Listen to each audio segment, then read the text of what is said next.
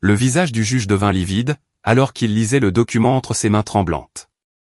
Des gardes de sécurité se sont précipités dans la salle d'audience, tandis que mes parents restaient figés, leurs sourires arrogants s'effaçant instantanément. Quelques minutes plus tôt, ils avaient exigé tout ce que je possédais, prétextant que j'étais trop imprudente pour gérer mon héritage. Leur avocat leur avait assuré que la victoire était garantie. Mais maintenant, alors que le chaos éclatait autour de nous, j'ai compris que mon secret, si précieusement gardé, était enfin révélé. La vérité sur mon véritable empire financier était sur le point de détruire leurs plans avides, pour toujours. 3 mois avant ce moment explosif au tribunal, je suis rentré dans mon modeste appartement de Chicago, après ce que je pensais avoir été une journée particulièrement réussie. Mon entreprise de conseil en marketing venait de décrocher un nouveau client, et j'étais optimiste quant à mon avenir. Mais à l'instant où j'ai franchi ma porte d'entrée, cet optimisme s'est effondré comme un château de cartes. Assis à ma table de cuisine, avec des boîtes de mes documents personnels étalées sur la surface, se trouvaient mes parents, Robert et Patricia Matthews. La vue de les voir fouiller dans mes papiers privés m'a glacé le sang, d'une manière que je n'oublierai jamais. « Ora, ma chérie, il faut qu'on parle », a dit ma mère, sa voix suintant une fausse douceur, tout en me désignant la chaise en face d'elle.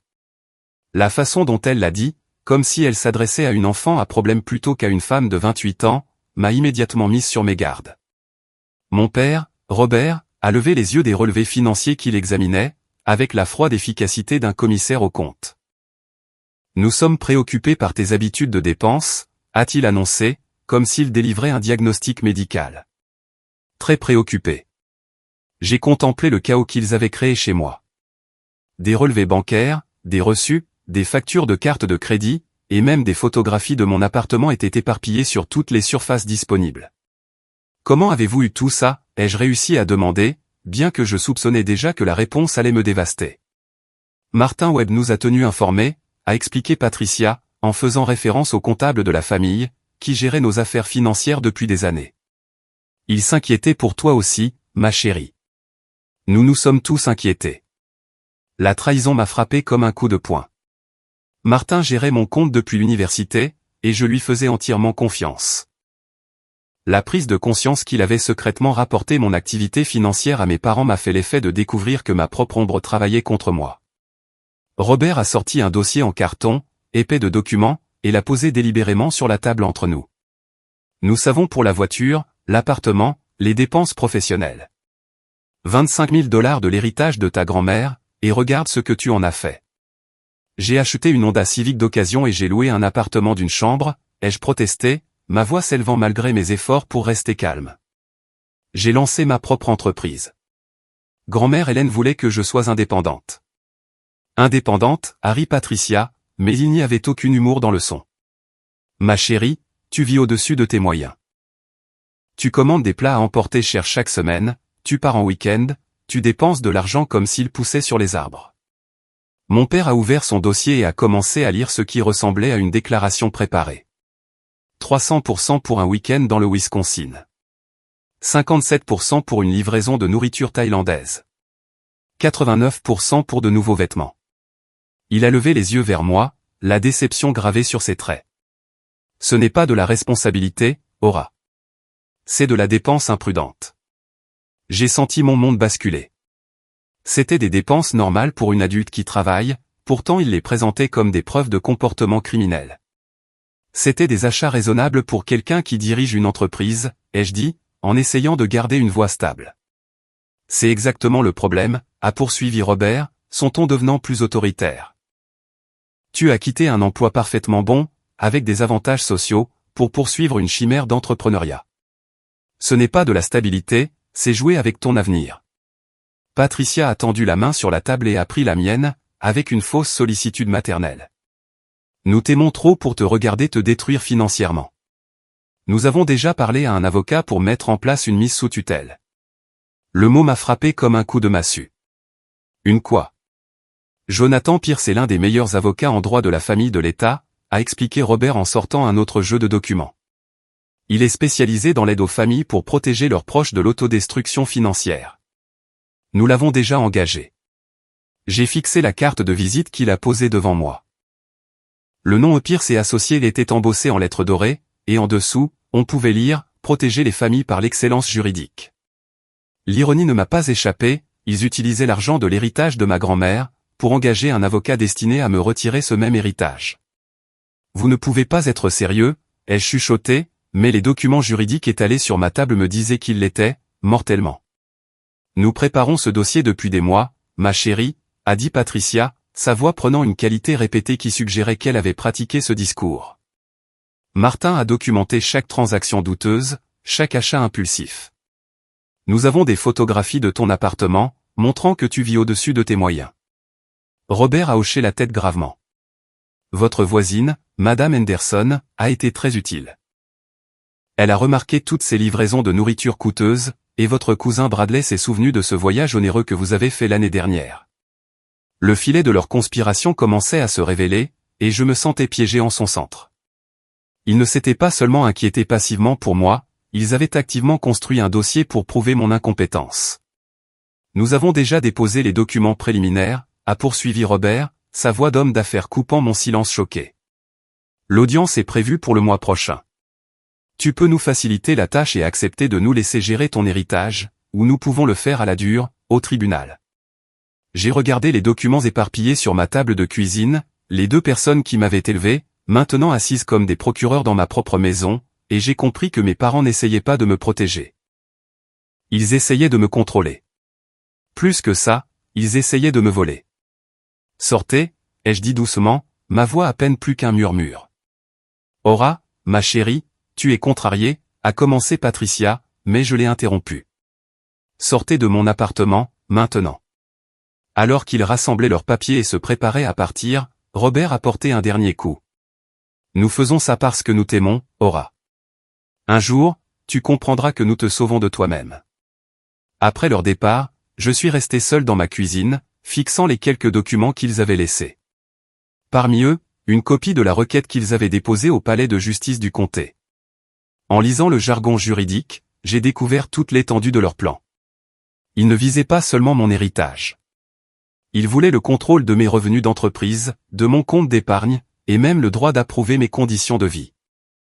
C'est là que j'ai compris que le but n'était pas du tout de me protéger. Il s'agissait de deux personnes qui voyaient le cadeau de ma grand-mère comme leur fonds de retraite, et elles étaient prêtes à détruire mon indépendance pour mettre la main dessus. 2 semaines plus tard, je me suis retrouvé assise dans le bureau stérile de mon avocate commise d'office, Sandra Lopez, à examiner ce qui ressemblait à la destruction complète de ma vie. Les néons bourdonnaient au-dessus de nos têtes, projetant des ombres dures sur la table de conférence, où Sandra avait étalé le dossier accablant que mes parents avaient monté contre moi. Je dois être honnête avec vous, Ora, a dit Sandra, en ajustant ses lunettes à monture métallique, tout en examinant le dossier épais. C'est l'une des tentatives de diffamation les plus approfondies que j'ai vues dans une affaire de mise sous tutelle. Elle a ouvert un dossier intitulé « Témoignages » et a commencé à lire les déclarations sous serment que Jonathan Pierce avait recueillies. Chacune d'elles m'a semblé être un coup de poignard au cœur. Votre voisine, Madame Eleanor Henderson, déclare qu'elle observe fréquemment des services de livraison de repas coûteux arrivant à votre appartement, coûtant parfois plus de 40 ou 50 $ par commande, a lu Sandra.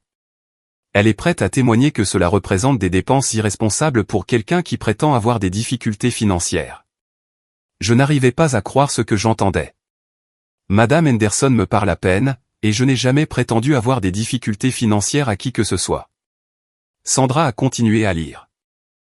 Votre cousin, Bradley Matthews, témoignera au sujet d'un week-end que vous avez passé à Wisconsin Dells au printemps dernier, où vous auriez dépensé 300 $ en hébergement et activités, démontrant un schéma de dépenses de loisirs impulsives. C'était mon week-end d'anniversaire, ai-je protesté. J'ai économisé pendant des mois pour ce voyage. Votre ancienne superviseure chez Midwest Marketing Solutions, Jennifer Goldman, a fourni une déclaration concernant votre décision de quitter un emploi stable pour poursuivre ce qu'elle décrit comme une entreprise à haut risque, sans planification ni capital adéquat. La trahison n'en finissait pas, vague après vague. Jennifer avait semblé me soutenir lorsque j'avais donné ma démission, me proposant même de fournir des références pour des clients potentiels. Maintenant, elle dépeignait mon esprit d'entreprise comme un abandon irresponsable de mes responsabilités. Sandra a tourné la page suivante, et son expression s'est encore assombrie. Celle-ci va faire mal, Ora. Votre amie d'enfance, Jessica Walsh, a fourni une déclaration sous serment décrivant un incident où vous lui avez emprunté $50 et auriez oublié de les rembourser pendant 2 mois. J'ai senti le sang quitter mon visage. Jessica? Mais nous sommes amis depuis l'école primaire. Je l'ai remboursé. Je traversais juste une mauvaise passe après avoir quitté mon travail. Pierce a également recueilli des déclarations de plusieurs autres amis de la famille, a poursuivi Sandra, sa voix devenant plus compatissante en voyant l'impact que ces révélations avaient sur moi. Vos parents leur ont dit que vous refusez d'écouter les conseils de la famille, que vous vivez au-dessus de vos moyens, et que vous êtes devenu sensible aux mauvaises influences. J'ai fixé la pile de documents, essayant de comprendre comment mes parents avaient réussi à retourner pratiquement tout mon entourage contre moi. Comment est-ce possible?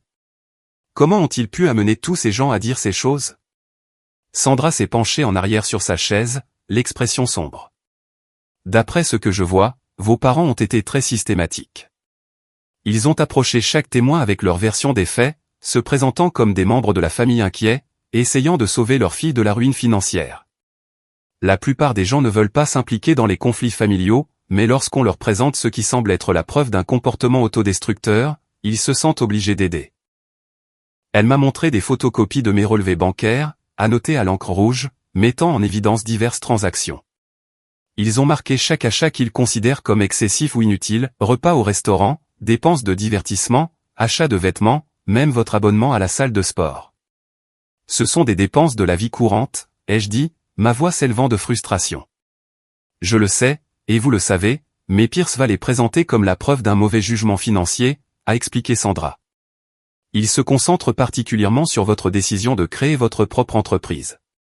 Il va soutenir que quitter un emploi stable pour se lancer dans l'entrepreneuriat démontre une prise de décision impulsive et une incapacité à évaluer les risques de manière appropriée. Sandra a sorti un autre dossier, celui-ci intitulé « Analyse financière ». Martin Webb, le comptable de votre famille, a préparé un rapport détaillé sur vos habitudes de dépenses. Il a identifié ce qu'il appelle des signaux d'alarme dans votre comportement financier, notamment des revenus irréguliers, des dépenses mensuelles variables, et ce qu'il décrit comme des investissements commerciaux spéculatifs. L'ampleur de la trahison devenait plus claire. Martin ne s'était pas contenté de surveiller passivement mes comptes, il avait activement analysé mes données financières pour monter un dossier contre moi. Chaque transaction, chaque dépense professionnelle, chaque aspect normal de la vie financière d'un adulte avait été tordu pour en faire la preuve de mon incompétence. Il y a plus, a dit Sandra, la voix lourde de regret. Pierce a demandé une évaluation psychologique, prétendant que votre comportement financier démontre une instabilité émotionnelle sous-jacente qui nécessite une intervention professionnelle. J'avais l'impression de me noyer dans une mer de preuves fabriquées et de diffamation. Et le juge? Verra-t-il clair dans tout ça? L'expression de Sandra n'inspirait pas confiance. Le juge William Carter siège depuis 23 ans, et il est connu pour être très conservateur en matière de droit de la famille. Il a tendance à se ranger du côté de ce qu'il perçoit comme des membres de la famille inquiets essayant de protéger des proches vulnérables.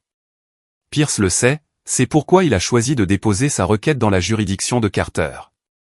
Elle a ouvert un autre dossier, révélant la stratégie juridique de Pierce. Pierce va soutenir que vos récentes pertes commerciales prouvent votre manque de sens des affaires. Il a des documents montrant que vous avez perdu plusieurs clients récemment, ce qu'il prétendra démontrer votre incapacité à maintenir un revenu stable. Mon estomac s'est noué. Comment c'est-il pour mes pertes de clients? C'est quelque chose que nous devons enquêter, a dit Sandra en prenant une note dans son dossier. Mais pour l'instant, nous devons nous concentrer sur la construction de votre défense. Pierce ne demande pas seulement le contrôle de votre héritage, mais aussi l'autorité sur vos revenus d'entreprise, votre compte d'épargne, et même des droits d'approbation pour vos conditions de vie. J'ai fixé les documents juridiques étalés sur la table, me sentant submergé par l'ampleur de ce que mes parents essayaient de me faire. Ils n'essayaient pas seulement de voler mon héritage, ils essayaient de me dépouiller de toute mon indépendance d'adulte et de me réduire au statut d'enfant. Quelles sont nos options, ai-je demandé, bien que j'ai peur d'entendre la réponse. Sandra a rassemblé les papiers en piles bien nettes. Nous avons 2 semaines pour préparer notre défense. Nous avons besoin de témoins de moralité qui peuvent parler de votre responsabilité et de votre sens des affaires. Nous avons besoin de documents sur le succès de votre entreprise et votre stabilité financière. Et nous devons trouver un moyen de discréditer le récit que Pierce a construit autour de votre prétendue irresponsabilité. En quittant le bureau de Sandra cet après-midi-là, j'ai eu l'impression de marcher dans un cauchemar. Mes parents avaient passé des mois à détruire systématiquement ma réputation auprès de tous ceux que je connaissais, à retourner mes amis et ma famille contre moi, et à monter un dossier juridique conçu pour me dépouiller de tout ce pourquoi j'avais travaillé. Mais en rentrant chez moi dans les rues animées de Chicago, en regardant des gens normaux vaquer à leurs occupations, j'ai réalisé quelque chose qui m'a donné une lueur d'espoir. Mes parents pensaient tout savoir de ma situation financière, mais ils se trompaient. Ils n'avaient aucune idée de ce que je valais vraiment, et ils n'avaient aucune idée jusqu'où j'étais prête à aller pour protéger mon indépendance. La guerre qu'ils avaient déclenchée était sur le point de devenir beaucoup plus intéressante qu'ils ne l'avaient prévu. Une semaine avant l'audience, ma vie, si soigneusement construite, a commencé à se désintégrer de manière que je n'aurais jamais pu imaginer. Je suis arrivé à mon bureau le lundi matin pour trouver 3 messages vocaux urgents qui m'attendaient, chacun délivrant la même nouvelle dévastatrice. Madame Matthews, ici Rebecca Thompson du Lakeside Retail Group, commençait le premier message. Nous avons décidé de résilier notre contrat, avec effet immédiat. Nous avons reçu des informations préoccupantes sur la fiabilité de votre entreprise, et nous ne pouvons pas nous permettre de prendre des risques avec notre campagne marketing. Le deuxième message venait de David Kim, de North Shore Medical Associates. Ora, je suis vraiment désolé, mais nous allons devoir annuler notre projet. Quelqu'un a appelé notre bureau pour exprimer des inquiétudes sur votre professionnalisme, et notre conseil d'administration ne se sent pas à l'aise de continuer.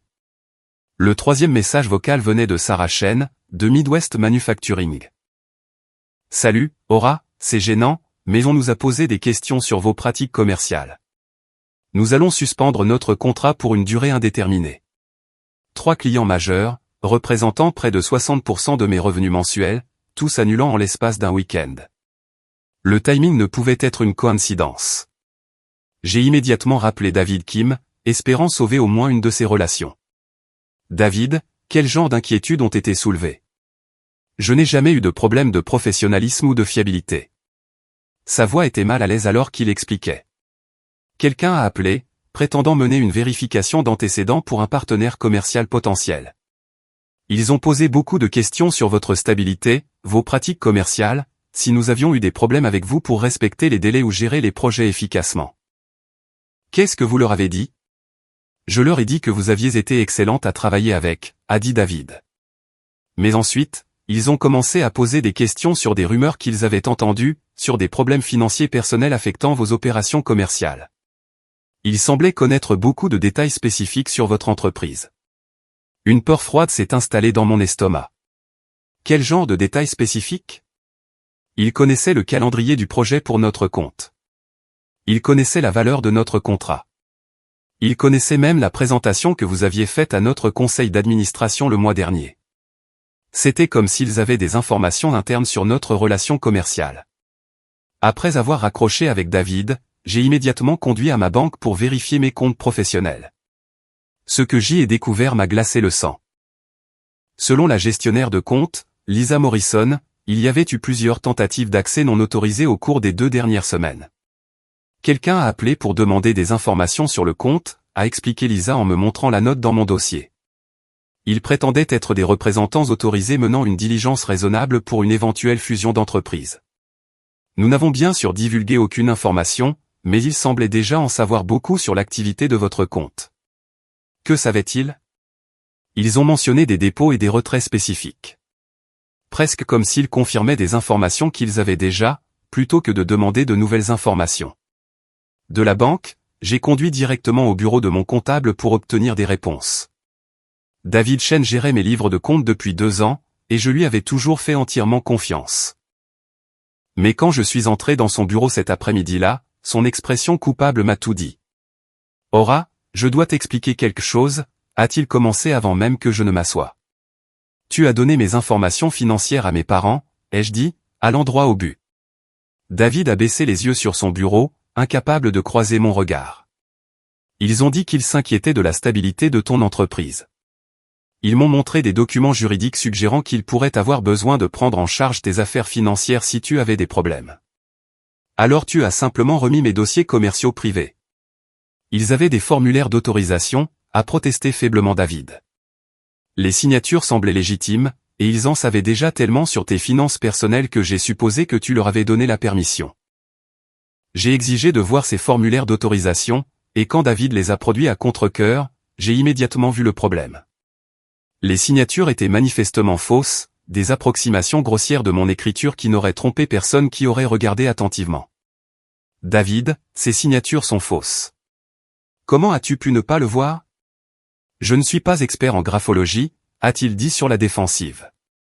Tes parents étaient très convaincants. Ils ont dit que tu traversais une période difficile, et qu'ils essayaient d'aider à stabiliser ton entreprise avant qu'elle ne fasse complètement faillite. L'image devenait plus claire, et elle était plus sinistre que je ne l'avais initialement imaginé. Mes parents ne s'étaient pas contentés de recueillir passivement des preuves contre moi, ils avaient activement saboté mon entreprise pour créer l'échec même qu'ils utilisaient maintenant comme preuve de mon incompétence. Il y a autre chose, a admis David à contre-cœur. Un homme du nom de Marcus Thompson m'a contacté la semaine dernière. Il a dit qu'il était un consultant en affaires, menant une évaluation de la viabilité financière de votre entreprise. Il a posé beaucoup de questions détaillées sur vos revenus, vos dépenses, vos contrats clients. Que lui as-tu dit? Je pensais qu'il était légitime. Il connaissait tout le jargon, il avait des références professionnelles, et il a dit qu'il travaillait avec votre famille pour évaluer vos perspectives commerciales. Je lui ai fourni un aperçu de base de votre situation financière. J'ai quitté le bureau de David, me sentant trahi et violé, mais je n'avais pas fini d'enquêter. Ce soir-là, j'ai appelé Jessica Walsh, mon amie d'enfance qui avait fourni l'affidavit sur le prêt de 50%. J'avais besoin de comprendre comment mes parents l'avaient convaincu de trahir notre amitié. Ora, je suis tellement désolé, a dit immédiatement Jessica quand elle a entendu ma voix. Je me sens terriblement mal à propos de tout ça. Alors pourquoi l'as-tu fait? La voix de Jessica était tendue alors qu'elle expliquait. Tes parents sont venus me voir il y a 3 semaines. Ils étaient si contrariés, pleurant à quel point ils s'inquiétaient pour toi. Ils ont dit que tu agissais de manière erratique et que tu prenais de mauvaises décisions, et ils avaient peur que tu te diriges vers un effondrement financier complet. Et tu les as crus? Ils avaient des relevés bancaires, Ora. Ils m'ont montré des impressions de tes dépenses, et quand ils ont tout mis ensemble comme ça avait l'air inquiétant.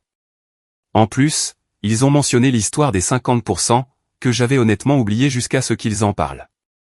C'était il y a plus d'1 an, Jess, et je t'ai remboursé. Je sais. Mais ils ont dit que ça faisait partie d'un schéma, et qu'ils avaient besoin de documents pour t'aider avant que tu ne perdes tout. Ils ont fait comme s'ils essayaient de te sauver de toi-même. Alors que la vérité continuait de se dévoiler, j'ai réalisé que mes parents avaient orchestré une campagne incroyablement sophistiquée pour détruire mon indépendance. Ils avaient engagé un détective privé pour recueillir des informations sur mon entreprise, utiliser de faux documents pour accéder à mes dossiers financiers, contacter systématiquement mes clients pour saper leur confiance en moi, et manipuler mes amis et ma famille pour qu'ils témoignent contre moi. Mais la révélation la plus dévastatrice est venue lorsque je les ai finalement confrontés directement. J'ai conduit jusqu'à leur maison ce soir-là, armé des preuves que j'avais rassemblées sur leur conspiration. Comment avez-vous pu me faire ça, ai-je exigé quand ils ont répondu à la porte. Patricia s'est immédiatement mise à pleurer, mais l'expression de Robert était froide et sans remords. Nous avons fait ce que nous devions faire pour protéger ton héritage. Vous voulez dire, pour voler mon héritage. Ne sois pas dramatique, Ora, a dit Robert. Nous sommes tes parents. Tout ce que nous faisons est pour ton bien. C'est là que Patricia s'est complètement effondrée. À travers ses larmes, elle a admis qu'ils avaient engagé Marcus Thompson, le détective privé qui s'était fait passer pour un consultant en affaires. Elle a avoué qu'ils avaient des difficultés financières depuis la retraite anticipée de Robert, et qu'ils comptaient sur mon héritage pour résoudre leurs problèmes. Nous vivons d'un chèque de paie à l'autre depuis 2 ans, a-t-elle sangloté. La pension de Robert ne suffit pas, et nous avons déjà emprunté 2 fois sur la maison. Quand ta grand-mère t'a laissé cet argent, nous avons pensé que ce serait notre salut. Alors vous avez décidé de détruire ma vie pour l'obtenir? Le masque de Robert a finalement glissé, révélant le désespoir en dessous. Ta grand-mère faisait aussi partie de notre famille, Ora. Cet argent aurait dû être réparti équitablement entre nous tous, et non pas entièrement donné à quelqu'un de trop jeune et d'irresponsable pour l'apprécier. Grand-mère Hélène voulait que j'aie de l'indépendance et des opportunités, ai-je dit. Elle voulait que je construise ma propre vie. Et regarde ce que tu en as fait, a sèchement ordonné Robert. Une entreprise en faillite, des dépenses croissantes, aucune stabilité ni sécurité. Nous te sauvons d'un désastre complet. En quittant leur maison ce soir-là, j'ai enfin compris toute l'étendue de ce qu'ils avaient fait. Ils n'avaient pas seulement demandé une mise sous tutelle, ils avaient systématiquement détruit mes relations d'affaires, violé ma vie privée, manipulé mes amis et fabriqué des preuves pour étayer leur dossier. Ils avaient transformé ma quête d'indépendance en preuve d'incompétence, et ils l'avaient fait tout en prétendant agir par amour. Mais ce qu'ils ne savaient pas, c'est que leur enquête n'avait fait qu'effleurer la surface de ma situation financière. Ils pensaient comprendre ma valeur sur la base d'un petit compte professionnel et d'un modeste héritage, mais ils n'avaient aucune idée de ce à quoi ils avaient vraiment affaire. L'audience n'était plus qu'à quelques jours, et j'ai réalisé que la salle d'audience deviendrait le champ de bataille où la vérité serait enfin révélée. Mes parents pensaient avoir monté un dossier inébranlable contre moi, mais ils étaient sur le point de découvrir que leur fille était bien plus redoutable qu'ils ne l'avaient jamais imaginé. Le matin de l'audience est arrivé, avec cet air vif d'automne qui aurait dû promettre de nouveaux départs, mais qui ressemblait plutôt à un présage de catastrophe imminente. La salle d'audience du juge William Carter était bondée, remplie des témoins que mes parents avaient rassemblés pour témoigner contre moi. En prenant place à côté de Sandra Lopez, je sentais le poids de leur jugement collectif peser sur moi, comme une force physique. Jonathan Pierce commandait la salle d'audience, avec l'assurance d'un homme qui n'avait jamais perdu une affaire qu'il tenait à gagner. Ses cheveux argentés étaient parfaitement coiffés, son costume cher taillé à la perfection, et sa voix portait l'autorité de quelqu'un habitué à obtenir ce qu'il veut. « Votre honneur » a commencé Pierce, sa plaidoirie liminaire prononcée avec une précision théâtrale. Nous sommes ici aujourd'hui pour empêcher un gaspillage tragique de l'héritage et de l'avenir d'une jeune femme. Ora Matthews, malgré les meilleurs efforts de ses parents aimants, a fait preuve d'un schéma constant d'irresponsabilité financière qui menace non seulement sa propre sécurité, mais potentiellement la stabilité financière de toute sa famille. Il a fait un geste vers une table chargée de pièces à conviction, chacune représentant une autre preuve dans leur dossier soigneusement monté contre moi. Les preuves montreront que Madame Matthews a gaspillé des opportunités, pris des décisions impulsives, et a constamment ignoré les sages conseils des membres de sa famille qui ont son meilleur intérêt à cœur. Le juge Carter, un homme sévère d'une 60aine d'années, aux cheveux grisonnants et aux lunettes à monture métallique, a écouté attentivement, alors que Pierce me dépeignait comme une enfant imprudente se faisant passer pour une adulte responsable. L'expression du juge est restée neutre, mais je pouvais le voir prendre des notes, pendant que Pierce exposait leur stratégie. Nous présenterons des témoignages de la famille, d'amis, de voisins et de partenaires commerciaux qui ont été témoins du comportement financier de plus en plus erratique de Madame Matthews, a poursuivi Pierce. Nous montrerons à la Cour des preuves documentées de dépenses inutiles, de mauvaises décisions commerciales, et d'un refus troublant d'accepter les conseils de ceux qui se soucient le plus d'elle. La plaidoirie liminaire de Sandra Lopez a été plus courte et moins théâtrale, mais non moins passionnée. Votre honneur, ce que nous avons ici n'est pas un cas d'irresponsabilité financière, mais plutôt celui d'une jeune femme qui a osé poursuivre l'indépendance et l'entrepreneuriat, face à la pression familiale de se conformer à leurs attentes. Madame Matthews a bâti une entreprise prospère, a géré ses finances de manière responsable, et a fait le genre d'achat et de décision normale que tout adulte indépendant a le droit de faire. Mais au début des témoignages, il est devenu clair que la confiance théâtrale de Pierce était bien fondée. Les témoins qu'il avait rassemblés ont brossé un tableau dévastateur de ma prétendue irresponsabilité. Madame Eleanor Henderson a témoigné la première, vêtue de sa plus belle tenue du dimanche, et parlant avec l'autorité de quelqu'un qui observait les activités du quartier depuis des décennies. Je vis à côté de Madame Matthews depuis plus d'1 an, a-t-elle témoigné, et je m'inquiète de ses habitudes de dépenses depuis le début. Pierce l'a guidée à travers un récit détaillé des livraisons de repas coûteux dont elle avait été témoin, des arrivées tardives de véhicules de covoiturage, et de ce qu'elle a décrit comme des colis constants provenant de sites d'achat en ligne. Décririez-vous Madame Matthews comme vivant dans les limites des moyens de quelqu'un avec un revenu modeste, a demandé Pierce. Absolument pas, a répondu fermement Madame Henderson. La somme d'argent qu'elle dépense en plats à emporter suffirait à nourrir une famille de 4 personnes pendant une semaine. Lors du contre-interrogatoire, Sandra a essayé de souligner que Madame Henderson n'avait aucune connaissance réelle de mes revenus ou de ma situation financière, mais le mal était déjà fait. Le juge Carter avait entendu une voisine âgée exprimer une inquiétude sincère sur ce qui semblait être des dépenses excessives. Bradley Matthews, mon cousin, a témoigné ensuite. Son témoignage sur le week-end à Wisconsin Dells était particulièrement préjudiciable, car il y était avec moi.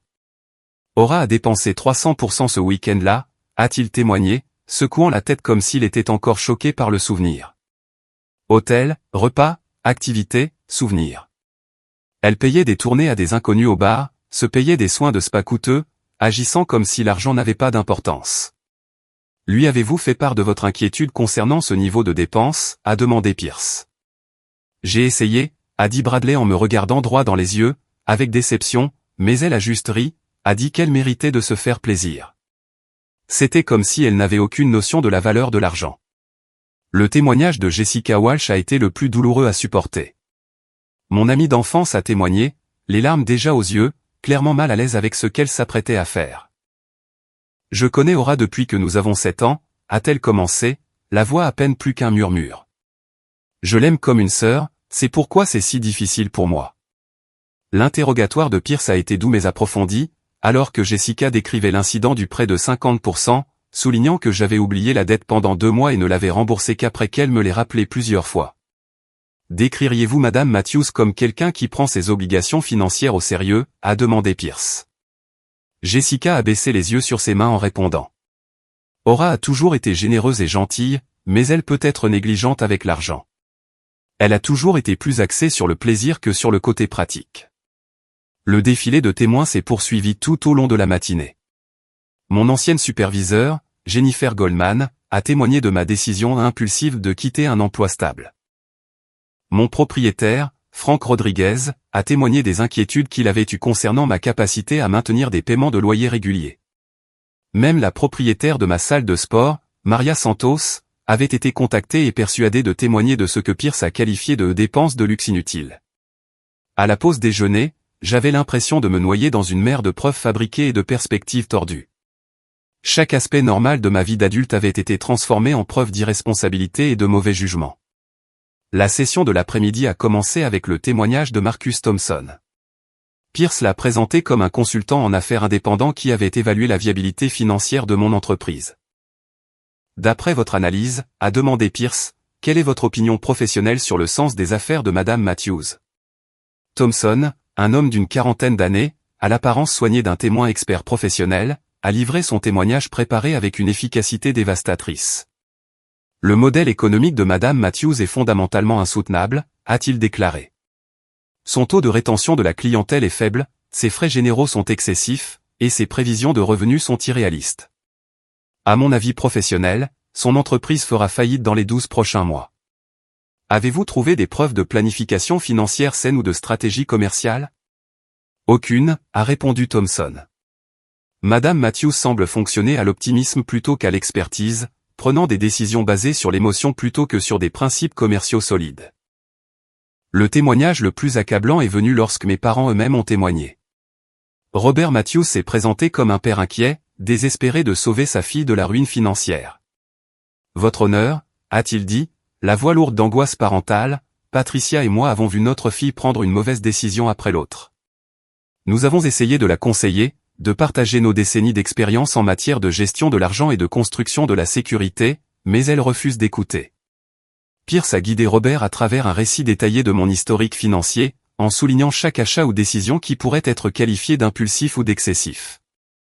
Quand Madame Matthews a quitté son emploi stable pour créer une entreprise, a demandé Pierce, quelle a été votre réaction en tant que son père? J'étais terrifié, a admis Robert. Elle n'avait aucune expérience des affaires, aucune réserve de capital, aucun plan de secours. C'était comme regarder quelqu'un sauter d'une falaise en espérant apprendre à voler en chemin. Le témoignage de Patricia a été encore plus manipulateur sur le plan émotionnel. Elle a témoigné en pleurant, décrivant ses nuits blanches à s'inquiéter de mon avenir, et ses tentatives désespérées de me joindre avant qu'il ne soit trop tard. Je m'en veux, a-t-elle sangloté. Peut-être que nous avons été trop permissifs quand Aura était plus jeune. Peut-être que nous ne lui avons pas bien appris la valeur de l'argent. Mais je ne peux pas rester les bras croisés à la regarder détruire sa vie, alors que je sais que nous pourrions l'aider, si seulement elle nous laissait faire. Tout au long de leur témoignage, mes parents se sont présentés comme des membres de la famille aimant, faisant d'énormes sacrifices personnels pour sauver leur fille de son propre mauvais jugement. Ils ont brossé le tableau d'une crise familiale qui nécessitait une intervention judiciaire pour éviter un désastre complet. Lorsque Sandra Lopez a contre-interrogé mes parents, elle a tenté d'exposer les motivations financières derrière leur inquiétude, mais Robert et Patricia s'étaient préparés à ces questions. Monsieur Matthews, n'est-il pas vrai que vous et votre femme faites face à d'importantes difficultés financières? a demandé Sandra. Nous avons eu quelques difficultés depuis ma retraite, a admis Robert, mais cela n'a rien à voir avec notre inquiétude pour Aura. Au contraire, notre propre expérience de la pression financière nous rend plus conscients des dangers auxquels elle est confrontée. Et le fait de prendre le contrôle de l'héritage de votre fille ne vous aiderait-il pas à résoudre certains de ses problèmes financiers? L'expression de Robert s'est transformée en une indignation vertueuse. Comment osez-vous suggérer que nous exploiterions notre propre fille pour de l'argent? Tout ce que nous faisons, c'est pour la protéger, pas pour notre propre bénéfice. À la fin de la journée, Pierce avait brossé un tableau convaincant d'une famille aimante, essayant désespérément de sauver leur fille de son propre mauvais jugement.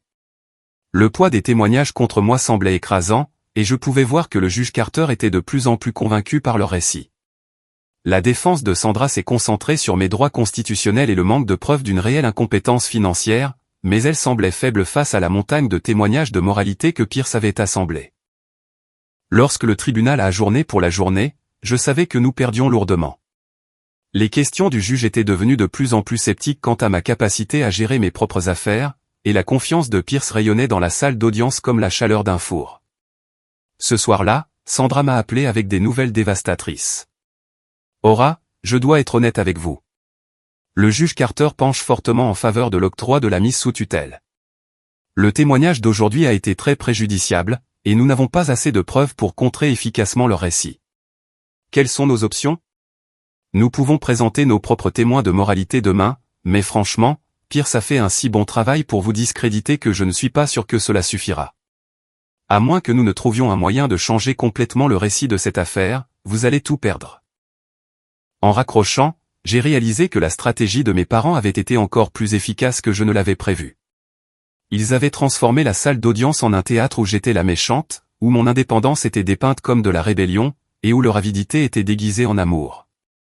Mais ils avaient commis une erreur cruciale dans leur planification. Ils pensaient tout savoir de ma situation financière, mais ils n'avaient fait qu'effleurer la surface. Demain, lorsque je serai forcé de révéler toute la vérité sur ma richesse, leur récit soigneusement construit s'effondrerait comme un château de cartes. La bataille était loin d'être terminée, et mes parents étaient sur le point de découvrir que leur fille n'était pas la victime impuissante qu'ils avaient dépeinte au tribunal. Le deuxième jour de l'audience a commencé avec l'appel à l'ordre du juge Carter, son expression grave, alors qu'il se préparait à rendre ce qui semblait être une conclusion inévitable. La salle d'audience était encore plus bondée que la veille, remplie d'observateurs curieux, attirés par la rumeur que l'affaire de mise sous tutelle de la famille Matthews approchait de sa conclusion dramatique. Avant de rendre ma décision, a commencé le juge Carter, sa voix portant le poids de l'autorité judiciaire, je tiens à déclarer, pour mémoire, que cette affaire a présenté certains des témoignages les plus convaincants que j'ai entendus, concernant les préoccupations financières familiales, en 23 ans de service. J'ai senti mon cœur se serrer alors que le juge poursuivait son préambule, se préparant clairement à statuer en faveur de mes parents. Sandra Lopez était assise, rigide à côté de moi, la mâchoire crispée par la tension de savoir que nous étions sur le point de tout perdre. Les preuves présentées par les demandeurs, a poursuivi le juge Carter, démontrent un schéma troublant d'irresponsabilité financière, qui pourrait en effet justifier une intervention judiciaire pour protéger Madame Matthews de tout préjudice supplémentaire à ses intérêts économiques. Le sourire triomphant de Jonathan Pierce était à peine dissimulé, alors qu'il écoutait ce qui ressemblait à une justification complète de sa stratégie. Mes parents étaient assis derrière lui, la satisfaction sévère de Robert et le soulagement larmoyant de Patricia, peignant le tableau de membres de la famille inquiets, sur le point de sauver leur fille en difficulté. Par conséquent, a annoncé le juge Carter, je suis prêt à accorder la mise sous tutelle temporaire à Robert et Patricia Matthews, avec effet immédiat, dès l'achèvement des formalités administratives nécessaires. Les mots m'ont frappé comme un coup de poing. Malgré tout ce que Sandra et moi avions préparé, malgré le fait de connaître la vérité sur ma situation financière, j'étais sur le point de perdre mon indépendance, au profit de deux personnes qui avaient passé des mois à détruire systématiquement ma vie pour voler mon héritage. Madame Matthews remettra toutes ses cartes bancaires, ses accès aux comptes professionnels et ses clés de résidence dans les 24 heures suivant cette ordonnance, a poursuivi le juge. M et Madame Matthews assumeront l'entière responsabilité financière du bien-être de leur fille, y compris le pouvoir d'approbation pour toutes les dépenses dépassant 50%. Les huissiers se dirigeaient déjà vers notre table, se préparant à m'escorter hors de la salle d'audience, en tant qu'adulte nouvellement déclaré incapable. Pierce rassemblait ses papiers, avec la satisfaction d'un général qui vient de remporter une bataille décisive. Mais c'est alors que Sandra Lopez s'est levée si rapidement que sa chaise a raclé bruyamment contre le sol. Votre honneur, je demande une motion d'urgence pour présenter des preuves supplémentaires avant que vous ne signiez l'ordonnance de mise sous tutelle, a-t-elle annoncé, sa voix coupant le murmure d'anticipation de la salle d'audience. Le juge Carter a semblé agacé par l'interruption de sa conclusion soigneusement préparée. Maître Lopez, nous avons entendu de nombreux témoignages pendant 2 jours. Quelles preuves supplémentaires pourraient bien changer les faits fondamentaux de cette affaire? Sandra a sorti de sa mallette un petit enregistreur numérique, le tenant en l'air pour que la cour le voie. Votre honneur, j'ai des enregistrements audio qui démontrent une fraude et un complot dans la préparation de cette affaire. Des preuves que les demandeurs ont sciemment présenté de faux témoignages et fabriqué des preuves pour soutenir leur requête. La salle d'audience a éclaté en murmures surpris, mais l'expression du juge Carter est restée sceptique. Maître Lopez, si vous aviez des preuves de fraude, pourquoi ne les avez-vous pas présentées au cours normal de cette procédure? Votre honneur, ces enregistrements ont été obtenus légalement, en vertu des lois sur le consentement de l'Illinois, mais nous avions besoin de temps pour vérifier leur authenticité et leur pertinence. Je crois qu'ils changeront fondamentalement la compréhension de la Cour sur cette affaire. Pierce a bondi sur ses pieds, sa confiance antérieure remplacée par une alarme évidente. Objection, votre honneur. Tout enregistrement fait sans consentement approprié est irrecevable, et cette présentation de preuves de dernière minute est clairement une tentative désespérée de faire dérailler une procédure judiciaire légitime. Maître Lopez, a dit sèchement le juge Carter, vous avez 5 minutes pour me convaincre que cette preuve est à la fois recevable et pertinente, ou je procéderai à la signature de l'ordonnance de mise sous tutelle. Sandra s'est rapidement déplacée pour installer un petit système de haut-parleurs, sa main stable malgré l'énorme pression. Votre honneur, la loi de l'Illinois autorise les enregistrements audio lorsqu'au moins une partie à la conversation a donné son consentement. Madame Matthews a légalement enregistré des conversations avec des membres de sa famille, concernant leurs intentions et leurs méthodes pour poursuivre cette mise sous tutelle. Alors que Sandra appuyait sur Play sur le premier enregistrement, la voix de mon père a rempli la salle d'audience, d'une clarté glaçante. Patricia, une fois qu'on aura le contrôle des comptes Dora, on pourra enfin rembourser les cartes de crédit, et peut-être même verser un acompte pour cette maison en Floride, a dit la voix enregistrée de Robert. 25 000, ça ne lui semble peut-être pas grand-chose, mais ça résoudra la plupart de nos problèmes. Le rire de Patricia est sorti du haut-parleur comme un couteau. J'ai presque honte de la facilité avec laquelle ça se passe. Aura n'a aucune idée qu'on prépare ça depuis des mois. Elle pense toujours qu'on est juste des parents inquiets. La salle d'audience est devenue silencieuse, à l'exception du son de la voix enregistrée de ma mère qui continuait. Martin a été si utile avec la documentation financière, et Marcus sait vraiment comment faire paraître son entreprise instable. D'ici à ce qu'on ait fini, aucun juge ne la croira capable de gérer un stand de limonade. L'expression du juge Carter s'était complètement transformée.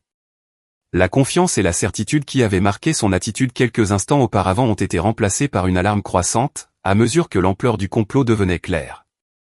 Sandra a joué un deuxième enregistrement, celui-ci mettant en scène Robert donnant des instructions à Marcus Thompson. Je me fiche de la performance réelle de son entreprise, a dit clairement la voix de Robert. Votre travail est de trouver des problèmes, d'en créer si nécessaire, et de tout documenter de manière à la faire paraître incompétente. Nous vous payons pour nous donner des munitions, pas pour mener une évaluation honnête. La voix de Thompson a répondu avec un détachement professionnel. Je comprends tout à fait, monsieur Matthews. Je m'assurerai que ces pertes de clients ressemblent à un schéma d'échec, plutôt qu'à une ingérence extérieure. Le rapport recommandera une intervention immédiate pour éviter toute détérioration supplémentaire de l'entreprise. Pierce était de nouveau sur ses pieds, le visage rouge de colère et de désespoir. Votre honneur, ces enregistrements pourraient être complètement fabriqués. Sans une chaîne de possession appropriée, sans vérification de leur authenticité, ils ne sont rien de plus qu'une fiction élaborée, conçue pour. Le juge Carter l'a interrompu d'un geste sec. Monsieur Pierce, je vous suggère d'écouter attentivement le prochain enregistrement avant de continuer à faire des objections. Sandra a joué le troisième enregistrement, et la propre voix de Pierce a rempli la salle d'audience. Jessica, je sais que c'est difficile, a dit la voix enregistrée de Pierce, mais vous devez insister sur tous les exemples que vous pouvez vous rappeler Dora étant négligente avec l'argent. Même si vous devez un peu étirer la vérité, il s'agit de la sauver d'un désastre financier. Parfois, il faut être créatif avec les faits pour servir un bien supérieur. La voix mal à l'aise de Jessica Walsh a répondu « Je ne sais pas, Monsieur Pierce. L'histoire des 50%, c'était un incident si mineur, et elle m'a remboursé. Ça me semble mal de faire paraître ça pire que ça ne l'était. Faites-moi confiance, Jessica. Je pratique le droit de la famille depuis 20 ans. Parfois, les membres de la famille doivent prendre des décisions difficiles pour protéger les personnes qu'ils aiment. Votre témoignage pourrait faire la différence entre Aura qui reçoit de l'aide, et Aura qui perd tout. Le silence dans la salle d'audience était assourdissant. Le visage du juge Carter était devenu pâle, à mesure que toute l'étendue de la manipulation devenait claire. Sandra a continué avec un 4e enregistrement, celui-ci capturant Robert soudoyant Madame Henderson. Madame Henderson, nous apprécions vraiment que vous soyez disposée à nous aider à obtenir à Aura l'aide dont elle a besoin, a dit la voix de Robert. Cette enveloppe contient 200% en compensation de votre temps et de vos efforts pour témoigner. Nous avons juste besoin que vous insistiez sur à quel point ces dépenses semblent excessives, d'après vos observations.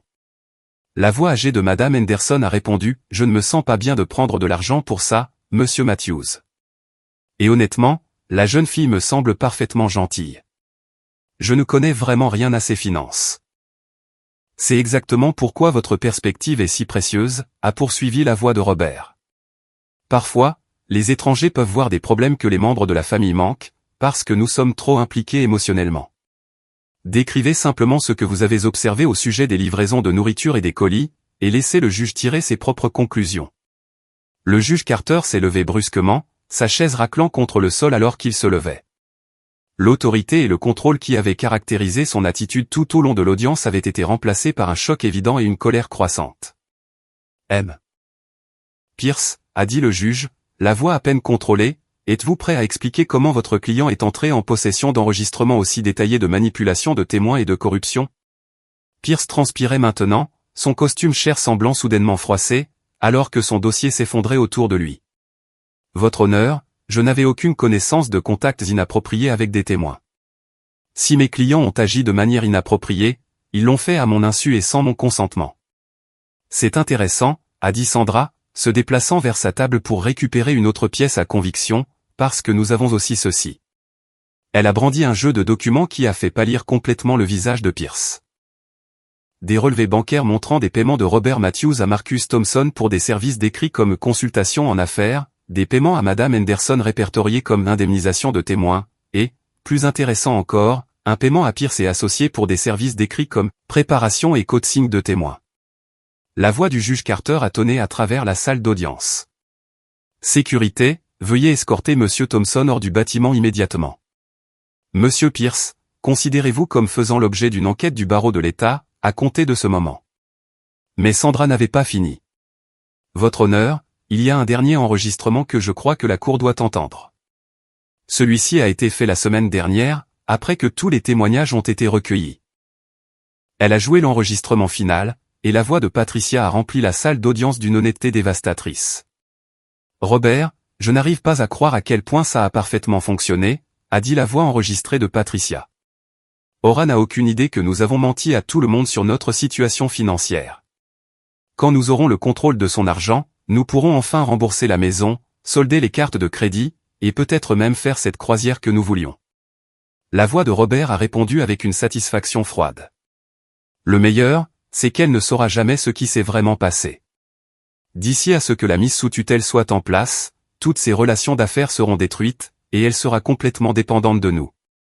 Elle n'aura d'autre choix que d'accepter notre version de la réalité. J'ai presque pitié d'elle, a poursuivi la voix de Patricia, mais 25 000% résoudront tant de nos problèmes. Et ce n'est pas comme si elle utilisait l'argent de manière responsable, de toute façon. La salle d'audience était en plein chaos. Les spectateurs murmuraient, choqués.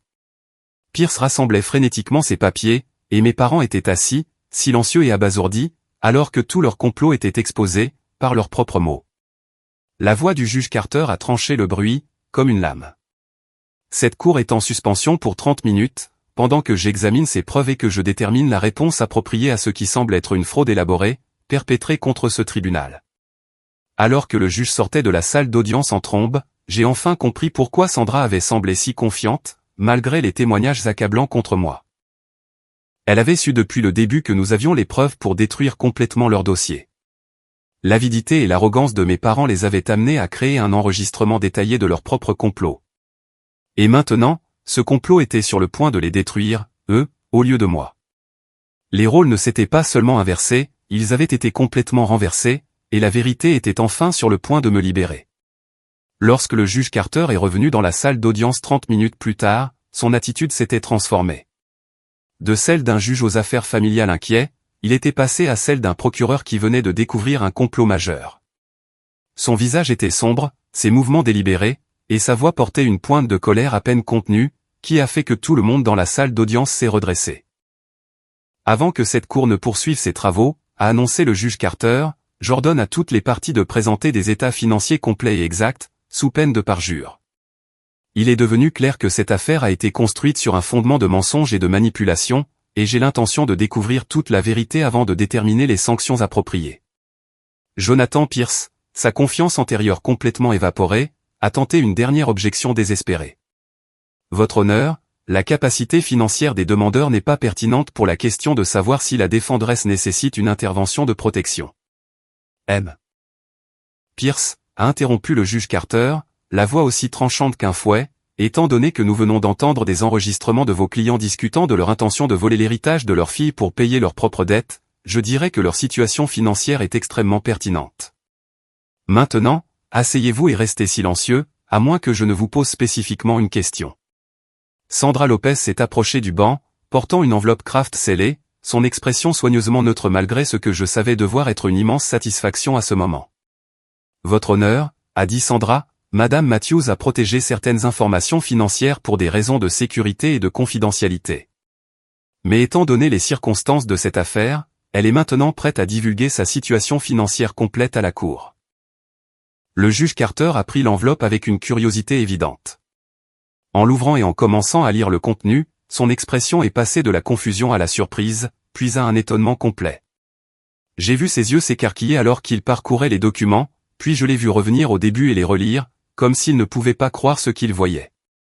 Madame Matthews, a dit lentement le juge, sa voix remplie de stupéfaction, ces documents indiquent que votre modeste entreprise de conseil en marketing est en fait la société mère d'une entreprise beaucoup plus grande. Est-ce exact? Oui, votre honneur, ai-je répondu, parlant publiquement de ma situation financière réelle pour la première fois. Matthews Digital Solutions fonctionne comme la société holding de plusieurs filiales dans tout le Midwest. Le juge Carter a continué à lire, son étonnement grandissant à chaque page. Selon ses états financiers, votre entreprise a des contrats avec de grandes sociétés dans l'Illinois, le Wisconsin et l'Indiana, avec des revenus annuels dépassant les 2,4 millions de dollars. Un hoquet collectif s'est élevé de la salle d'audience.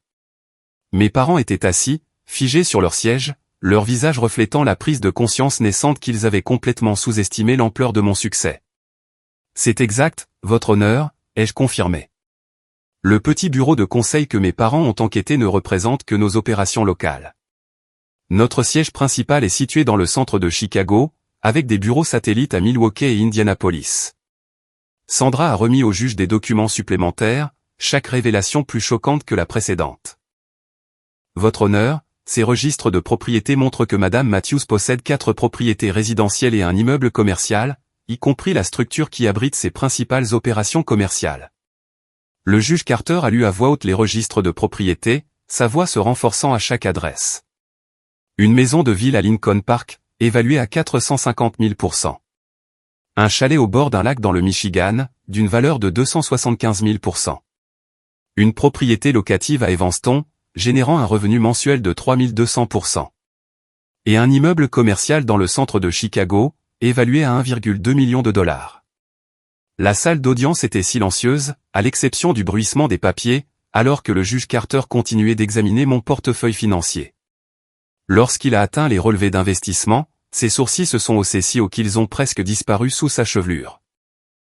Madame Matthews, ses comptes d'investissement montrent des actifs liquides de 2,1 millions de dollars en actions, obligations et fonds du marché monétaire. Est-ce exact? Oui, votre honneur. J'ai réinvesti les bénéfices de mes opérations commerciales au cours des 5 dernières années, en constituant un portefeuille diversifié, conçu pour assurer une sécurité financière à long terme. Mon père avait l'air d'être sur le point de faire une crise cardiaque. La femme qu'ils avaient dépeinte comme une enfant financièrement irresponsable, ayant besoin de leurs conseils, venait de se révéler être une personne valant près de 4 millions de dollars. Mais les révélations n'étaient pas terminées. Sandra a présenté un autre dossier au juge, celui-ci contenant des informations que j'avais espéré ne jamais avoir à divulguer publiquement. Votre honneur, ces documents détaillent les contributions caritatives et les investissements communautaires de Madame Matthews, a expliqué Sandra, des informations qu'elle a gardées privées pour éviter toute attention ou sollicitation non désirée. Le juge Carter a ouvert le dossier et a commencé à lire avec un étonnement renouvelé. Dons annuels à l'hôpital pour enfants de Chicago, totalisant 65 000 %. Fonds de bourse d'études créés au lycée Roosevelt et à l'université de l'Illinois, avec des dotations totales de 120 000 %, contributions régulières à la banque alimentaire, à l'abri pour sans-abri et au centre de crise pour femmes, totalisant 40 000 % de plus par an. Le juge a levé les yeux des documents, avec une expression de complète stupéfaction. Madame Matthews, vous avez donné plus d'argent en dons de charité chaque année que la plupart des gens ne gagnent dans toute leur carrière. Oui, votre honneur. Ma grand-mère m'a appris que la richesse s'accompagne de responsabilités, et j'ai essayé d'utiliser mon succès pour aider les autres dans notre communauté. Sandra a ensuite présenté ce qu'elle a décrit comme la dernière pièce du puzzle, des documents qui expliqueraient comment mes parents avaient si complètement sous-estimé ma situation financière. Votre honneur, ces relevés bancaires montrent que Madame Matthews a secrètement soutenu les dépenses du ménage de ses parents au cours des 3 dernières années, a annoncé Sandra, des paiements anonymes à leur société de prêts hypothécaires, à leurs fournisseurs de services publics et à leur compagnie de cartes de crédit, totalisant plus de 80 000 %. Le juge Carter a fixé les registres de paiement, incrédule. Vous avez payé les factures de vos parents sans qu'ils le sachent? Oui, votre honneur. Quand mon père a pris une retraite anticipée, j'ai découvert qu'ils avaient des difficultés financières. Plutôt que de les embarrasser en leur offrant une aide directe, j'ai organisé des paiements anonymes par l'intermédiaire d'un service tiers. Je voulais qu'ils conservent leur dignité, tout en m'assurant qu'ils ne perdent pas leur maison. Le silence dans la salle d'audience était assourdissant. Mes parents, qui avaient passé des mois à se présenter comme des membres de la famille inquiets, essayant de sauver leur fille irresponsable, venaient d'être révélés comme les bénéficiaires de son soutien financier secret. Le visage de Patricia était enfoui dans ses mains, ses épaules secouées par ce qui aurait pu être des sanglots, ou des rires, ou une dépression nerveuse complète. Robert était assis, rigide sur sa chaise, regardant droit devant lui avec l'expression d'un homme qui voit toute sa vision du monde s'effondrer. Le juge Carter est revenu aux états financiers, secouant la tête alors qu'il absorbait toute l'étendue de ce qui avait été révélé. Madame Matthews, selon ces documents, votre entreprise a été présentée dans le Midwest Business Journal, le Chicago Entrepreneur Magazine, et la liste 30 Under 30 de Forbes, au cours des 2 dernières années. Est-ce exact? Oui, votre honneur. Nous avons reçu une reconnaissance pour nos stratégies de marketing numérique innovantes, et notre engagement à soutenir les petites entreprises de la région. Et cette Honda Civic, qui a été présentée comme la preuve de votre mauvais jugement financier. C'est ma voiture de tous les jours, votre honneur. Je possède également une berline BMW que j'utilise pour les réunions d'affaires, mais je préfère la Honda pour les transports réguliers. Elle est fiable, économique, et n'attire pas l'attention non désirée. Le juge Carter a fermé les dossiers financiers et s'est adossé à sa chaise, l'air d'un homme qui venait d'assister à quelque chose qui défiait toute logique et toute raison. Laissez-moi m'assurer de bien comprendre, a-t-il dit lentement. M et Madame Matthews ont déposé une requête, affirmant que leur fille était trop irresponsable financièrement pour gérer un héritage de 25 000 %. Pendant ce temps, cette fille prétendument irresponsable a bâti un empire commercial de plusieurs millions de dollars, possède plusieurs propriétés, maintient d'importants portefeuilles d'investissement, contribue des centaines de milliers de dollars à des œuvres de charité, et a secrètement soutenu les dépenses du ménage de ses parents pendant des années. C'est exact, votre honneur, a confirmé Sandra. Le juge Carter a regardé directement mes parents, son expression un mélange de colère et de complète stupéfaction. M et Madame Matthews, vous avez tenté de prendre le contrôle des biens de votre fille en invoquant des difficultés financières et une inquiétude parentale, alors qu'elle vous empêchait secrètement de perdre votre maison, en raison de votre propre irresponsabilité financière. Robert a finalement trouvé sa voix, bien qu'elle ne soit sortie que comme un murmure à peine audible. Nous n'en avions aucune idée. Elle ne nous a jamais rien dit de tout ça. Parce qu'elle protégeait votre dignité, a vivement rétorqué le juge Carter. Pendant que vous complotiez pour voler son héritage, elle s'assurait tranquillement que vous ne vous retrouviez pas à la rue. Le juge a rassemblé tous les documents financiers en une pile bien nette et s'est levé, sa décision claire d'après son expression. Ce tribunal a rarement vu un tel renversement de situation, a-t-il annoncé. Ce qui a commencé comme une requête pour protéger une jeune femme prétendument irresponsable d'un préjudice financier, s'est révélé être un complot élaboré pour escroquer l'une des entrepreneurs les plus prospères de cette juridiction.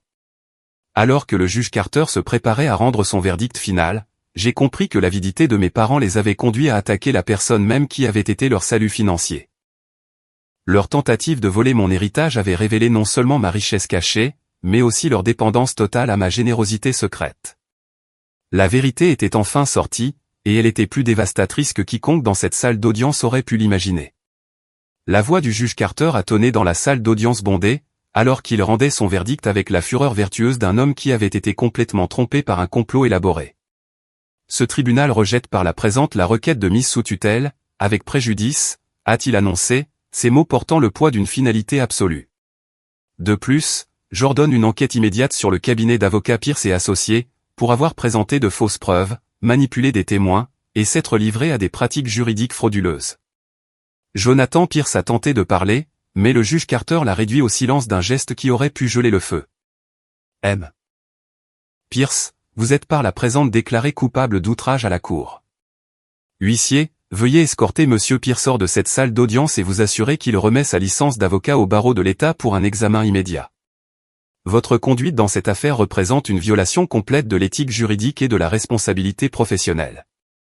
Alors que des agents de sécurité se dirigeaient vers la table de Pierce, le juge Carter a tourné son attention vers Marcus Thompson, qui était assis tranquillement dans la galerie, espérant passer inaperçu. Monsieur Thompson, vous êtes également coupable d'outrage à la cour, pour parjure et complot en vue de commettre une fraude. La sécurité vous escortera hors de ce bâtiment, et je transmets votre cas au bureau du procureur pour d'éventuelles poursuites pénales. La colère du juge était loin d'être terminée.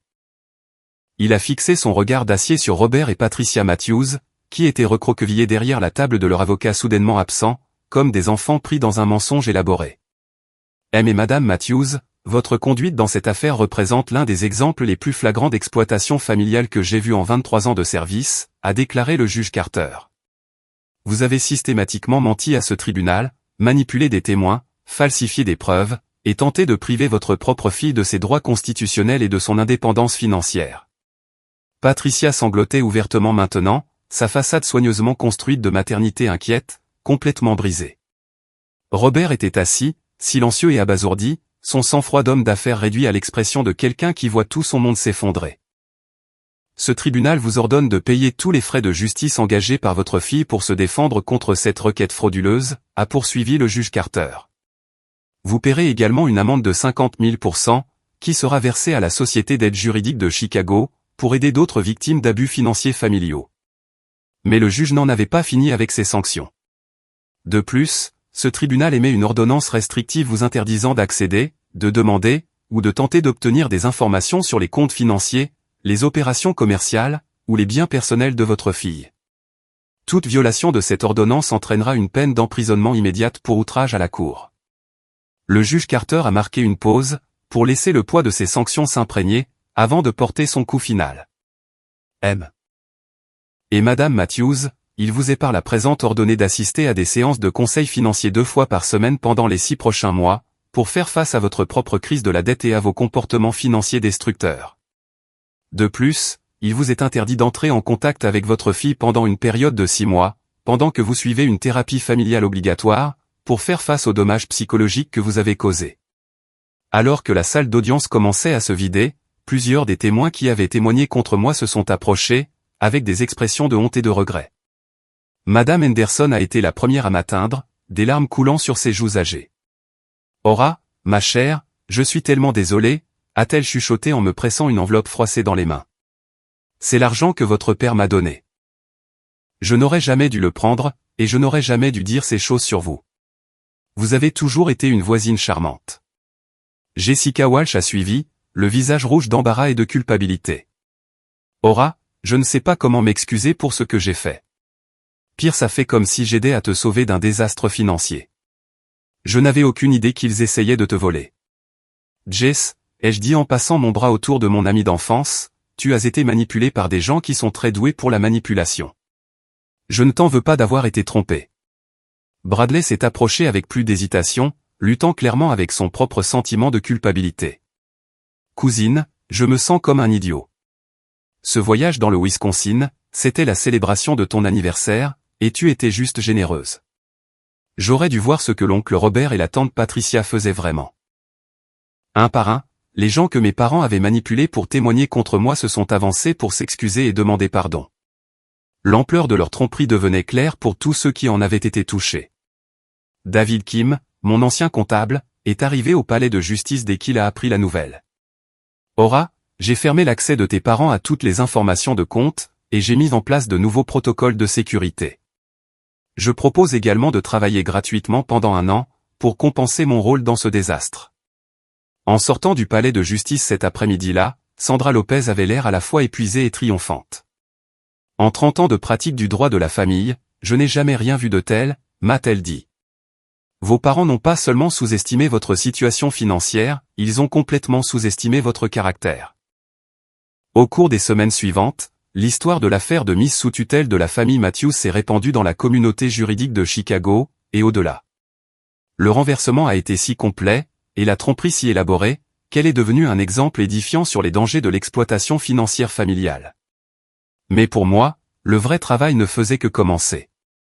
L'expérience traumatisante m'avait ouvert les yeux sur un problème que je n'avais jamais pleinement compris auparavant, la vulnérabilité des jeunes adultes qui réussissent, face aux membres de leur famille qui pourraient exploiter leur réalisation à des fins personnelles. J'ai utilisé cette nouvelle prise de conscience pour étendre mon entreprise à un domaine entièrement nouveau.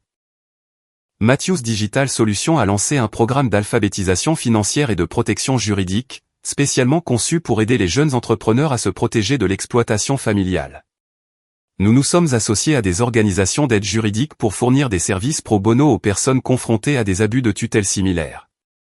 En 6 mois, nous avons aidé 17 familles à faire face à des tentatives d'exploitation financière, empêché 4 requêtes de mise sous tutelle frauduleuse, et créé un fonds de défense juridique qui a depuis aidé des centaines de jeunes adultes à protéger leur indépendance financière.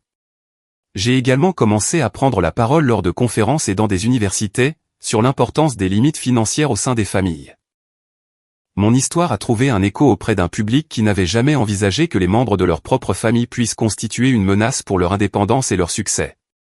Le fonds de bourse d'études que j'avais créé au lycée Roosevelt a été élargi pour inclure une composante d'alphabétisation financière, enseignant aux élèves non seulement à gérer l'argent, mais aussi à se protéger de la manipulation et de l'exploitation, même de la part de personnes qui prétendaient les aimer.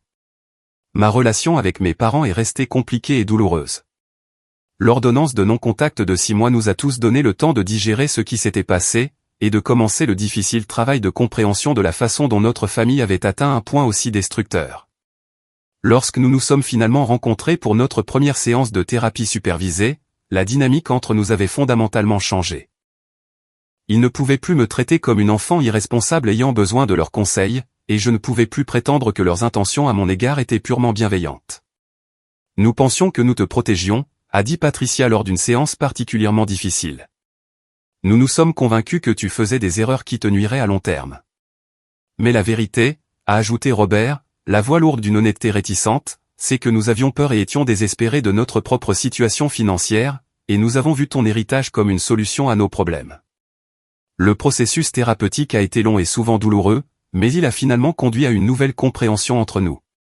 Ils ont reconnu le mal qu'ils avaient causé, ont suivi leurs conseils financiers obligatoires, et ont commencé le difficile travail de résolution de leurs propres problèmes de gestion de l'argent. 6 mois après l'audience, j'ai pris une décision qui a surpris tout le monde, y compris moi-même. J'ai proposé d'aider mes parents à surmonter leur crise de la dette, mais seulement à des conditions spécifiques qui nous protégeraient tous deux de la répétition des schémas destructeurs du passé. Je vous aiderai à créer un plan financier durable, leur ai-je dit lors d'une réunion de famille. Je fournirai des ressources pour la consolidation de la dette et l'éducation financière, mais tout sera transparent, documenté et structuré par des accords juridiques qui protègent tous nos intérêts. L'aide que j'ai fournie n'était pas de la charité, mais plutôt un investissement dans la reconstruction de notre relation familiale, sur une base d'honnêteté et de respect mutuel. Ils recevraient l'aide dont ils avaient besoin pour atteindre la stabilité financière, mais uniquement par un processus qui reconnaissait mon indépendance et leur responsabilité pour leurs propres choix. 1 an plus tard, mes parents avaient terminé avec succès leur programme de réhabilitation financière. Leurs dettes étaient gérables, leurs dépenses étaient sous contrôle, et leur relation avec l'argent avait été fondamentalement transformée par l'éducation et la thérapie. Plus important encore, notre relation familiale avait été reconstruite sur une base de vérité, plutôt que de manipulation. Ils pouvaient enfin me voir comme l'adulte prospère que j'étais devenu, plutôt que comme l'enfant qu'ils voulaient contrôler. Les conséquences juridiques de leurs actes ont continué de se dérouler au fil du temps. Jonathan Pierce a perdu sa licence d'avocat et a fait face à des accusations criminelles pour fraude. Marcus Thompson a été reconnu coupable de complot et de parjure, purgeant 9 mois de prison et payant des amendes substantielles. Le barreau de l'État a utilisé leur cas comme un exemple de faute professionnelle dans les programmes de formation continue pour les avocats. Mais le résultat le plus significatif a peut-être été la protection que nous avons pu offrir à d'autres familles confrontées à des crises similaires. Le Fonds de défense juridique Matthews a depuis empêché des dizaines de mises sous tutelle frauduleuses, et a contribué à établir de nouvelles protections juridiques pour les jeunes adultes confrontés à l'exploitation financière familiale. En repensant à cette expérience terrifiante, j'ai réalisé que la tentative de mes parents de détruire mon indépendance avait en fait conduit à l'expansion la plus significative de l'œuvre de ma vie. Leur trahison m'a appris que le succès crée des responsabilités, non seulement envers soi-même et sa communauté, mais aussi envers d'autres personnes qui pourraient faire face à des défis similaires. L'héritage de ma grand-mère m'avait en effet donné de l'indépendance et des opportunités, exactement comme elle l'avait prévu. Mais la bataille pour protéger cet héritage m'avait donné quelque chose d'encore plus précieux, la connaissance que la vraie sécurité ne vient pas seulement de la richesse, mais de la force de se battre pour ce qui est juste, même lorsque les personnes qui essaient de vous faire du mal sont celles qui prétendent vous aimer le plus. Aujourd'hui, quand de jeunes entrepreneurs me demandent des conseils pour se protéger de l'exploitation familiale, je leur dis toujours la même chose, documentez tout, faites confiance à votre instinct, et ne laissez jamais personne vous convaincre que leur amour pour vous justifie de vous priver de votre autonomie. Car parfois, les personnes qui prétendent vous sauver sont en fait celles dont vous devez être sauvé. La bataille judiciaire qui a failli détruire ma vie est finalement devenue le fondement de la protection d'innombrables autres personnes contre une exploitation similaire. Et cette transformation, de victime à défenseur, a valu plus que tout l'argent que mes parents ont si désespérément essayé de voler. Avez-vous déjà dû tenir tête à des membres de votre famille qui prétendaient savoir ce qui était le mieux pour vous ? Comment équilibrez-vous l'amour pour votre famille avec le besoin de protéger votre propre indépendance et vos rêves ? J'aimerais connaître vos réflexions et vos expériences dans les commentaires ci-dessous. Si cette histoire a résonné en vous, s'il vous plaît, aimez cette vidéo et partagez-la avec d'autres qui pourraient bénéficier d'entendre parler de l'importance des limites financières au sein des familles. Votre soutien nous aide à créer plus de contenu sur la protection de soi et des autres contre l'exploitation et la manipulation. N'oubliez pas de vous abonner pour plus d'histoires sur la façon de surmonter les défis familiaux, de construire l'indépendance, et de trouver de la force dans les circonstances les plus difficiles. Ensemble, nous pouvons aider les autres à reconnaître les signes avant-coureurs de l'abus financier familial, et à trouver le courage de se protéger lorsque cela est nécessaire. Merci d'avoir écouté mon histoire, et n'oubliez pas que vous avez le droit de prendre vos propres décisions concernant votre vie, votre argent et votre avenir, peu importe qui n'est pas d'accord avec ses choix. Restez fort, restez indépendant, et ne laissez jamais personne vous convaincre que leur peur justifie de vous priver de votre liberté.